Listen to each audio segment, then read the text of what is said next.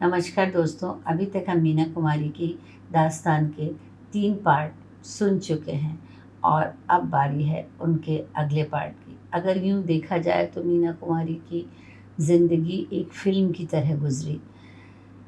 जो रुकावट थी हमारी राह की, जो रुकावट थी हमारी राह की, रास्ता निकला उसी दीवार से। जाने किन-किन दीवारों से रास्ता निकालते हुए मीना कुमारी की ज़िंदगी किन रास्तों से चलती रही।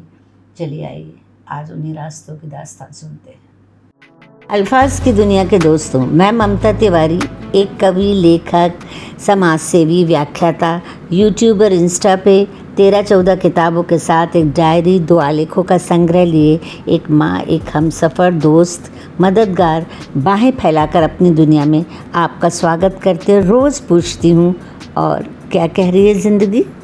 कुछ दिनों पहले मीना ने एक रिसाले में कमाल अमरोही की तस्वीर देखी और वो एकदम से कांप उठी, क्योंकि उन्हें उस तस्वीर से मोहब्बत हो गई। मीना कुमारी को इतना ज़्यादा कमाल अमरोही की तरफ आकर्षण हुआ कि उन्होंने महसूस किया कि उनके सपनों के शहजादे की जो उन्होंने तस्वीर बनाई थी वो कमाल अमरोही से मिलती है। और महल फ़िल्म की बेपनाह मोहब्बत के बाद वो जो थे कमाल अमरोही, वो बहुत मशहूर नाम हो गए थे। चुनांचे मीना को छोड़कर मीना को जानने वाला हर इंसान कमाल से मिल चुका था, लेकिन मीना खामोशी से उस दिन का इंतज़ार कर रही थी। तो एक दिन बॉम्बे टॉकीज़ में तमाशा की शूटिंग के दौरान अशोक कुमार ने कमाल अमरोही से उनका तारुफ कराया। अब उन्होंने बिना देरी किए, जैसे ही कमाल अमरोही ने उन्हें देखा, उन्होंने उसे मीना जी को अनारकली का प्रपोज़ल दिया। मीना कुमारी ने तुरंत हाँ कह दी। पर ये बात जो है, एक दिन मीना कुमारी काम से ऊबकर भागकर पहाड़ी एरिया में चली गई, और ये कहानी आप सबको मैं पहले बता चुकी हूँ कि फिर उनका एक्सीडेंट हो गया था और कमाल अमरोही से उनकी मुलाकात हुई और फिर उनकी उंगलियां वो हो गई और काफ़ी चीज़ें अनारकली भी नहीं बन पाई। और इन सब चीज़ों के कारण जो है मीना, लेकिन उनकी ज़िंदगी में कमाल अमरोही आ चुके थे, तो वो खुश होने के रहने लगी। मोहब्बत इस कदर मालूम हो जाती है दुनिया को कि ये मालूम होता है नहीं मालूम होती। तो मीना कुमारी ने सोचा था कि वो अपनी मोहब्बत छुपा के रखेंगी, पर हालात ऐसे बने कि मीना जी की बात जो है सबके सामने आ गई शादी की वाली, और उन्होंने अपने पिता से विद्रोह किया। अली बख्श ने कहा कि तुम्हें दूसरी फिल्म की शूटिंग करना है जिसमें दिलीप कुमार हैं, लेकिन मीना कुमारी के पति थे अब कमाल अमरोही, तो वो उनकी मदद करना चाहती थी, तो उन्होंने उस फिल्म के लिए मना कर दिया। और अली बख्श इस बात से बहुत चिढ़ गए और पिता और पुत्री में बहुत झगड़ा हुआ, और इस तरह से मीना कुमारी जो है घर छोड़कर कमाल अमरोही के घर चली गई। इसके बाद वो रैम्ब्रॉड पाली हिल में उनके पति ने उनको शिफ्ट कर दिया, और मीना कुमारी ने अपने पिता की देखभाल के लिए एक गरीब फिरदौस नाम की औरत को लगाया, जो कि वो बाद में बड़ी परेशानी में पड़ गई क्योंकि उनके पिताजी ने उनसे निकाह की इल्तिजा की। मीना कुमारी अपनी ज़िंदगी में आगे बढ़ गई और मीना कुमारी ने अपनी सारी मेहनत, पैसा, वक्त सब दायरा में झोंक दी। और मगर फिल्म जो है तीसरे दिन थिएटर से उतर गई और बुरी तरीके से फ्लॉप हो गई। मीना कुमारी ने ज़्यादातर नए निर्देशकों के साथ भी काम किया, जिसमें जेपी सिप्पी और बी.आर. चोपड़ा प्रमुख थे। इसके बाद मीना कुमारी मीटर की तरह काम करने लगी। मीना ने इल्ज़ाम, चांदनी चौक, बदन और अदल जहांगीर, बंदिश और आज़ाद जैसी फिल्मों में काम किया। आज़ाद में वो पहली बार दिलीप कुमार के साथ नज़र आए, लेकिन कमाल अमरोही ने नोटिस किया कि मीना कुमारी की अदायगी में एक कच्चापन है और जल्दबाजी है, और इस बात को उन्होंने पहली दफ़ा भांपा, और उसके बाद उन्होंने मीना कुमारी की थिरकन, संवाद, अदायगी, सिर, होंठ तथा बात करने के तरीके को संवारा। और इसके बाद आई उनकी कई नाकाम फिल्मों के बाद उनकी आई प्रसिद्ध फिल्म शारदा, जो बेहद कामयाब रही, जिसमें राज कपूर उनके साथ हीरो थे। और इसमें एक तरीके से कहना चाहिए कि मीना कुमारी ने डबल रोल किया, एक जवानी का रोल और एक माँ का रोल।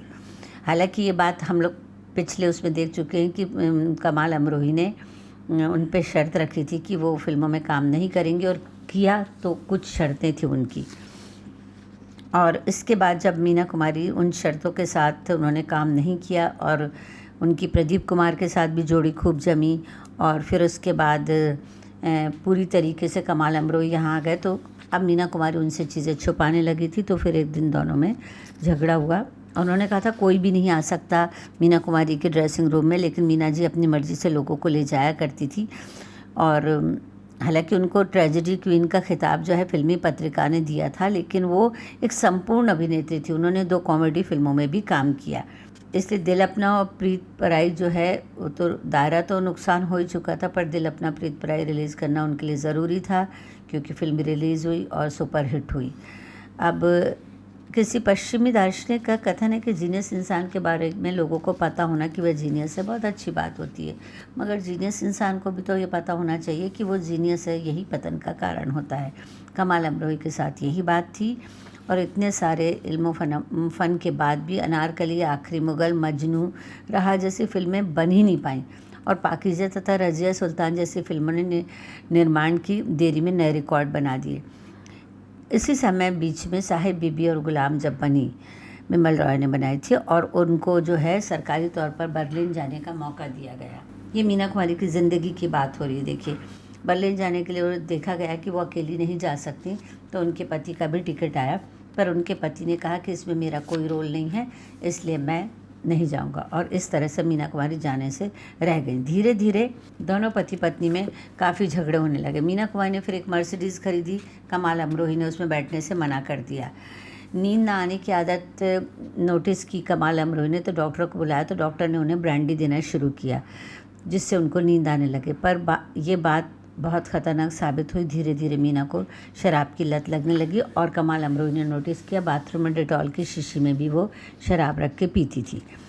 और उसी ज़माने में एक बड़ी खामोशी से एक अदाकार था, जिसका नाम था, अदाकार, डायरेक्टर, गीतकार, जो भी कहें हम, वो थे गुरुदत्त। गुरुदत्त की बहुत इच्छा थी ये साहिब बीबी और गुलाम में इनको लेने की, पर इनके पति ने मना कर दिया। ये बात उन्हें नहीं पता थी। एक दिन सेट पर जब गुरुदत्त मिले और उन्होंने कहा कि आपकी इतनी अच्छी फिल्म में मैंने ऑफ़र दिया था, तो आपने काम क्यों नहीं किया। उन्हें जैसे ही पता चला, उन्होंने तुरंत हाँ कह दी, और वो फिल्म सुपर हिट हुई, और छोटी बहू के नाम से वो प्रसिद्ध भी हुई।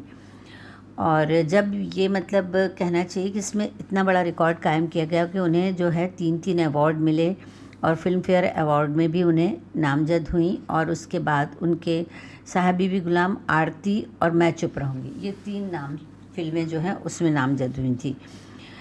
अब उसके बाद अवार्ड के बाद मीना कुमारी ने खूब शेर व शायरी सुनाई, क्योंकि घर में वो बिल्कुल आज़ाद नहीं थी, पर धीरे धीरे वो, और उसी वक्त वो बिमल रॉय की फिल्म बेनज़ीर में भी काम में कर रहे थे, और उसमें असिस्टेंट थे गुलजार साहब, और गुलजार साहब ने उनको खींच लिया उनके फ़न के कारण, उनकी शेर व शायरी के कारण। और मीना जो है उस समय बेजार सी हो रही थी, तो वो दोनों बहुत अच्छे दोस्त हो गए, और किसी भी कोने में बैठ के शेर व अदब करते रहते थे। मीना भीतर तक अकेली थी, और गुलजार में वो अकेलेपन का इलाज तलाशने की कोशिश कर रही थी, और इस अकेलेपन का ये जिस्मानी कोशिश से ज़्यादा ज़हनी कोशिश थी, मिलाप का मामला था। मीर, दा, गालिब, मोमिन, इन सब बातों के इनके शेर व शायरी सुनती, और फिर उनको दुरुस्त कराती, अपनी लिखती, और उनसे सुधार करवाती। देवदास के लिए मीना कुमारी के पति ने, कमाल अमरोही ने, साइन करने से मना कर दिया। बहुत दिनों बाद जब मीना कुमारी को बात पता चली, तो उन्हें बहुत दुख हुआ, और उन्होंने, तब तक वो ना कर चुके थे, उन्हें इन सब बातों से धीरे धीरे गुस्सा आने लगा। और एक दिन क्या हुआ, फिल्मिस्तान स्टूडियो में कोई शूटिंग हो रही थी, और मीना कुमारी ने देखा कि उनका जो असिस्टेंट कम ड्राइवर और उनका जो ख़ास आदमी अमरोही साहब का, बाकर अली करके, वो उनके आगे पीछे रहते थे, ताकि कोई उनके आसपास ना आने पाए। तो मीना कुमारी ने जब देखा तो उन्हें गुस्सा आ गया। उन्होंने गुलजार साहब को आने का इशारा किया, तो उससे क्या हुआ कि जब वो आने का इशारा किया, तो गुलजार साहब आने लगे, तो बाकर बीच में आ गए। तो उन्होंने कहा कि तुम कौन होते हो मेरे मेहमान को रोकने वाले। और इस तरह से ये मीना कुमारी का तो ये बयान है कि बाकर साहब ने उनको थप्पड़ मारा, जबकि बाकर ने बाद में कसम खाकर कहा कि मैंने कभी इस तरीके की हरकत मैं नहीं कर सकता था। मीना कुमारी ने कहा कमाल साहब को बुलाया जाए। इसी बीच में नरगिस दत्त, जो मीना कुमारी की बहुत अच्छी दोस्त थी, वो पास में ही कहीं शूटिंग कर रही थी, वो दौड़ती हुई आई, और मैं तो कमाल साहब से कह देना मैं आपके घर नहीं आऊँगी कहते हुए वहाँ चली गई, क्योंकि कमाल साहब इस तरीके के उसमें जिसमें थोड़ा सा दंगा या लड़ाई झगड़ा हो उनमें नहीं आते थे। और उसके बाद मीना कुमारी अपनी कार से घर आई, और घर इन द सेंस कि वो कहीं और चली गई। उनको एक दिन और भी दुख हुआ इस बात का कि जब वो घुस रही थी, तो एक गरीब आदमी ने उन्हें सलाम किया, तो उन्होंने अपना पर्स खोला उसे पैसे देने के लिए, तो उनके पर्स में पैसे नहीं थे। तो उन्होंने बाकर अली से कहा कि आप इन्हें, इस व्यक्ति को कुछ रुपए दे दें। और बाकर अली की जैसे आदत थी, उन्होंने नहीं दी और ये बात उन्हें पता चली तो उनको लगा कि वो इतना पैसा कमाती हैं और एक नौकर उनकी बात को नज़रअंदाज कर रहा है। तो धीरे धीरे वो पास के सेट पर नरगिस दत्त भी काम करी थी। अब वो फिर झगड़ा हो गया। उस दिन तो बात किसी तरीके से टल गई थी, पर उस दिन फिर झगड़ा हुआ। नरगिस दत्त आई, फिर उन्होंने वकील को बुलाना पड़ा, कुछ गुंडे आ गए, बाकर अली ने बुला लिए। तो इस तरीके से वकील की सलाह पर वो अपनी छोटी बहन मधु के घर, जिनके हस्बैंड थे, जिनके पति थे महमूद, उनके घर पर चली गई। और अब कमाल अमरोही ने उन्हें सब जगह ढूंढना शुरू किया और जब वो उनके घर पहुंचे, उन्होंने अपनी बीवी से बात करनी चाही तो उन्हें किसी ने बात नहीं करने दी। पुलिस भी बाहर खड़ी थी कि कोई अंदर न जाने पाए। फिर उन्होंने कहा कि देखो, मैं तुम अपनी सब गलतियां मानता हूं, मैं तुम्हें जीवन में कभी कोई तकलीफ़ नहीं दूंगा, मैं माफ़ी मांगता हूं, यकीन दिलाता हूं कि आइंदा से बाकर हमारे घर में कदम नहीं रखेगा। पर मीना ने दरवाज़ा नहीं खोला। तो उन्होंने कहा, ठीक है मंजू, तुम नहीं आना चाहती तो यही तय रहा। हाँ, पर मेरे घर के दरवाजे तुम्हारे लिए खुले हुए हैं। ये तो आगाज़ था, जिसने रुला दिया है तुझे, संभाल खुद को, अभी दास्तान बाकी है। अब मीना कुमारी महमूद के घर पैराडाइज़ में रह रही थी, पर वहाँ रहते उन्हें एहसास हुआ कि वो एक पिंजरे से निकलकर दूसरे पिंजरे में आ गई। करीब 38 लोग उन पर नज़र रख रहे थे, उनके खाने पीने, उनकी कमाई, उन सब चीज़ों का हिसाब रख रहे थे। और अब उन्हें इससे परेशानी होने लगी। तो उनके असिस्टेंट थे किशोर शर्मा, जो बाद में जाकर उनकी मतलब जो महमूद से जो उनकी छोटी बहन की शादी हुई थी, उनसे तलाक होकर किशोर शर्मा जी से उनकी छोटी बहन की शादी हुई थी। और उन्होंने किशोर शर्मा से कहा कि मेरे लिए दूसरा घर ढूंढा जाए। तो जानकी कुटीर ढूंढा गया, जहाँ जाकर मीना ने काफ़ी लोगों को अपनी दुनिया से अलग किया और वहाँ उन्हें काफ़ी शांति मिली और वहाँ ये शांति मिली और आज़ादी मिली। वहाँ लोग, उनके पास जो उनके पसंदीदा लोग थे वो वहाँ आते थे और ताश और ये सब उनका खेल और शराब और ये सब उनका चलने लगा। और अब ये आदत उनकी पीने का आलम ये हुआ कि धर्मेंद्र तो तकरीबन रोज़ उनके घर आया ही करते थे। कुछ लोग कहते हैं कि धर्मेंद्र ने उनकी शराब की आदत को बढ़ाया, पर कुछ लोगों का ये भी कहना है कि धर्मेंद्र उन्हें समझाते थे कि वो इतनी शराब ना पिए। काम तो काम ही होता है, पर फिर भी इस समय उनके पास काम थोड़ा कम हो गया था। मीना कुमारी काफ़ी मोटी होने लग गई थी शराब के कारण। वो थोड़ी मतलब उनका पेट फूल गया था, जिसके कारण उनको कहा जाता था कि उनको ऐसे वस्त्र पहनाए जाएं जिससे उनका पेट ना दिखे, क्योंकि उस समय सायरा बानो, मुमताज़ और शर्मिला टैगोर जैसी नई हीरोइनों के आ जाने से पश्चिम की देखा देखी फिल्मों का काम हो रहा था। और बहारों की मंजिल, फिर अभिलाषा, ऐसी फिल्में उन्होंने करनी शुरू की और अंत में उन्होंने फिल्म दुश्मन और मेरे अपने जैसी फिल्में विधवा या बूढ़ी की भूमिका में नज़र आई।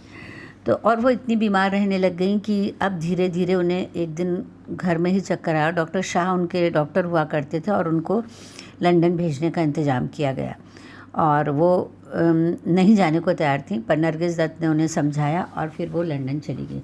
लंदन से जब वो लौट के आई, शैला शर्लॉक ने उनका इलाज किया था। तो उन्होंने ये भी कहा था कि अगर तुम जीना नहीं चाहती हो तो एक पैक पी लेना, तुम्हारा सब कुछ वो हो जाएगा।